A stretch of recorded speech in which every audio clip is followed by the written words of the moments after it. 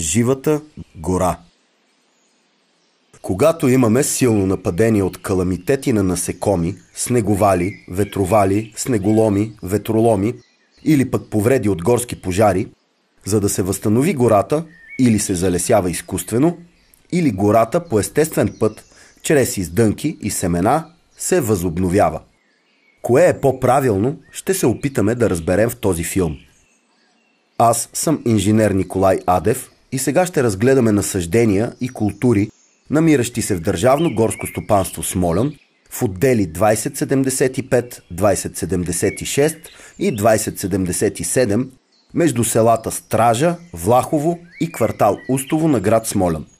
Кадрите са заснети с дрон и камера в периода 2015-2023 година, като те проследяват дейностите по инвентаризация, стопанисване и усвояване на пострадалата дървесина в култури от бял бор, от биотични и абиотични повреди и последващото естествено възобновяване от над 20 широколистни и 6 иглолистни дървесни и храстови видове.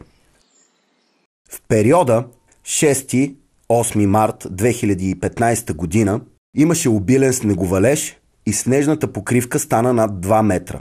В по-ниските места тя беше от мокър сняг, който счупи много дървета в културите от бял и черен бор.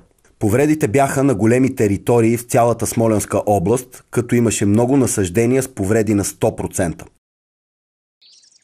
Останалите места, повредите от снеголоми и снеговали бяха от 20 до 60%.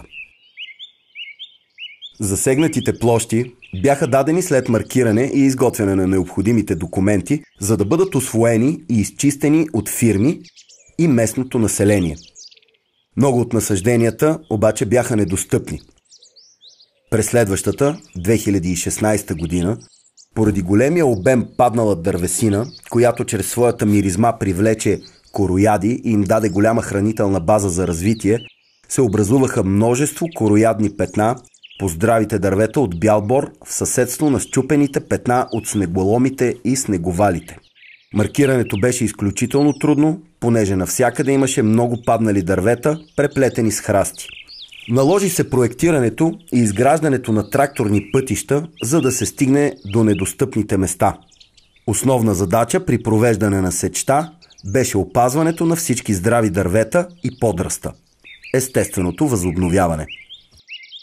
Тук трябва да отбележим, че при отгледните, принудителните и санитарните сечи печалбата не винаги е на лице, но е много по-важно гората да се отгледа, да се премахне нападалата и изсъхнала дървесина, да тръгне нова, млада гора. Почистването на нападалата суха дървесина също е изключително важно, тъй като тя е опасна и при пожари. При тези видове сечи стопанският ефект преобладава над икономическият. В началото на 2016 година короядите се развиха на две големи вълни – лятото и есента, като петната бяха с големина от около 5 до 10 декара.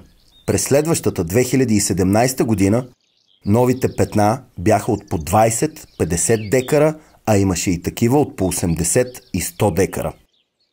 Големите петна, до които имаше достъп, се даваха за ползване на фирми, а тези, които не бяха взети от тях, бяха дадени на местното население, като цената за ползване от местното население беше намалена до 1 лев за кубичен метър. Вече 6-та година, след развитието на тези корояди, въпреки че от 2-3 години те намаляха почти напълно, дали от топлите лета или от голямото развитие на техните естествени врагове, докторите на гората, кълвачите, короядните петна продължават да се усвояват, като се пускат пътища, за да се стигне до недостъпните места и да се усвои сухата дървесина, да се намали пожаропроводимостта и да се почисти терена за новата гора. Същите пътища ще се ползват и за в бъдеще, за да бъдат достъпни терените за пожарни коли при нужда и за бъдещи лесовъдски мероприятия. Когато има голи сечи от биотични или абиотични фактори на територия над 1 декар, следващите от 1 до 3 години се проверява дали има естествено възобновяване по цялата площ или има нужда от залесяване. Културите, които са били създадени преди 50-60 години, са постигнали целите и задачите си, а именно да се образува дебел почвен слой. Средно за една година от отпада на иглици, шишарки, клони, кора и стъбла от горските култури се образува около 1 см мъртва горска постилка. Това за 50 години след изгниване и преобразуване прави около 20-30 см нова почва. Тази нова почва е добър фактор за развитие на нова смесена гора в резултат на естественото възобновяване. Видовете корояди, които най-често нападат културите и насажденията от бял бор, черен бор и смърч, са върхов корояд, шестзъб корояд, малък градинар и голям градинар по боровете, както и типографа по смърча. Върховият корояд, освен боровете, може да нападне и смърча. Както и типографа, освен смърч, може да нападне и белия бор. Малкият градинар напада предимно черния бор, като изсъхват само връхчетата, но поради голямото наличие на смола, черният бор най-често оцелява. При наблюдение на короядите се виждаше, че има засегнати и незасегнати дървета от бял бор. При внимателно вглеждане в фенотипните белези по тези незасегнати дървета се виждаше, че те са различни от тези до тях, които са изсъхнали. На някои места в короядните петна имаше здрави дървета с дебели и перпендикулярни на ствола клони, а тези около тях, които бяха изсъхнали, бяха с тънки клони под остър ъгъл спрямо стъблото. В други петна пък беше обратното. Дърветата с тънки клони под остър ъгъл бяха здрави, а всичките с дебели и перпендикулярни на ствола клони бяха изсъхнали. Това се дължи, може би, на факта, че при залесяването на тези култури преди 40, 50 и 60 години, семенният материал за фиданките е събиран от различни места, като се е залагало на количеството, а не на качеството. Така, например, са се взимали фиданки за дървета от 200 метра надморска височина и са били залесявани на 800, та дори и на 1000-1500 метра надморска височина. Това са част от причините някои дървета да са по-устойчиви на определена територия от други. В точно този изследван и заснет през годините участък в периода 2016-2023 година се наблюдава следното. В началото се вижда едно голямо изсъхнало петно в горната част на гората, което продължава надолу по билото и други малки петна в страни. През следващата 2017 година короядните петна засегнаха почти цялото насаждение от билото на местност Поточе до квартал Устово на град Смолян. Работата в този район протече на няколко етапа, като се започна от първата най-близка буква до пътя в горния край на билото и постепенно се пренесе надолу, като достигна и до следващите отдели и подотдели. За усвояване на пострадалата дървесина се изграждаха тракторни пътища, чрез серпентини и отбивки, за да няма голям наклон и пътя да бъде по-издържлив. Стръмните пътища по билото не са предпочитани от мен, защото след бързо усвояване на дървесината, при пороите тези стръмни пътища ерозират силно и не могат да се ползват след това. При работата ми на терен забелязах, че има много голямо видово разнообразие на естественото възобновяване, което е от над 20 широколистни дървесни вида и 6 иглолистни.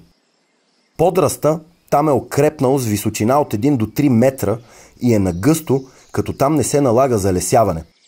Ако по принцип се реши да се залесява на такива места, то това естествено възобновяване трябва да се изтръгне, да се унищожи, да се направи почвоподготовка и да се залеси, което е скъпо и няма да бъде толкова устойчиво. За това месторастене, естественото възобновяване е за предпочитане пред залесяването по няколко причини. Първо, то е безплатно. Второ, дървесните видове са от същия район и месторастене и са много по-приспособими и устойчиви за този ареал. Трето, така ще има много по-голямо видово разнообразие.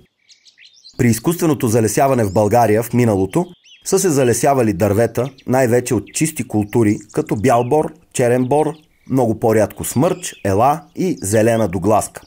В миналото, освен върху нелесопригодни места, сипей, свлачища, срутища, върху пожарища, много от културите са били направени чрез реконструкции. Това са голи сечи на насъждение и залесяване на тяхно място на нови култури. Някои от насъжденията, които са били изсечени, са били слабо бонитетни, букови, дъбови и габарови гори.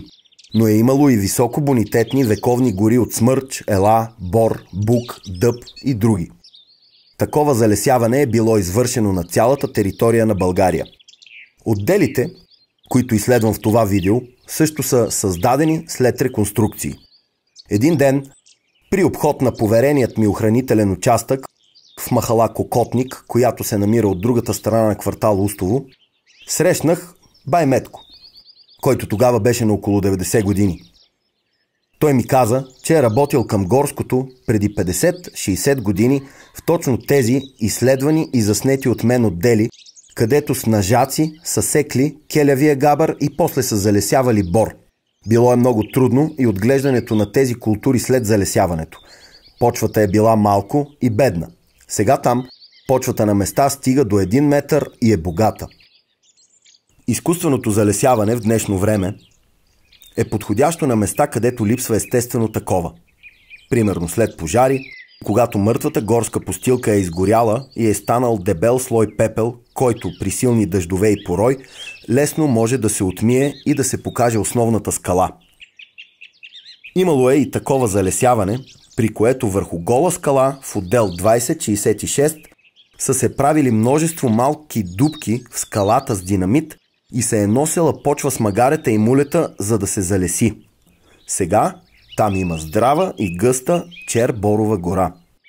Това е гората над така наречената Устовска права.